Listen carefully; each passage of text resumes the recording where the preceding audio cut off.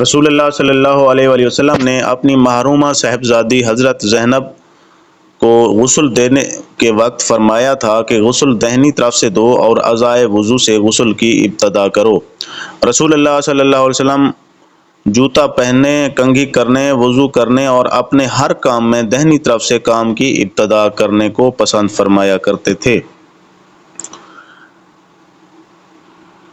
انس بن مالک رضی اللہ عنہ فرماتے ہیں کہ میں نے رسول اللہ صلی اللہ علیہ وسلم کو دیکھا کہ نماز عصر کا وقت آ گیا، لوگوں نے پانی تلاش کیا، جب انہیں پانی نہ ملا تو رسول اللہ صلی اللہ علیہ وسلم کے پاس ایک برتن میں وضو کے لیے پانی لایا گیا۔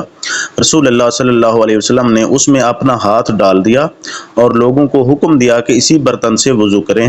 حضرت انس رضی اللہ عنہ کہتے ہیں کہ میں نے دیکھا کہ آپ کی انگلیوں کے نیچے سے پانی چشمے کی طرح ابل رہا تھا، یہاں تک کہ قافلے کے آخری آدمی نے بھی وضو کر لیا۔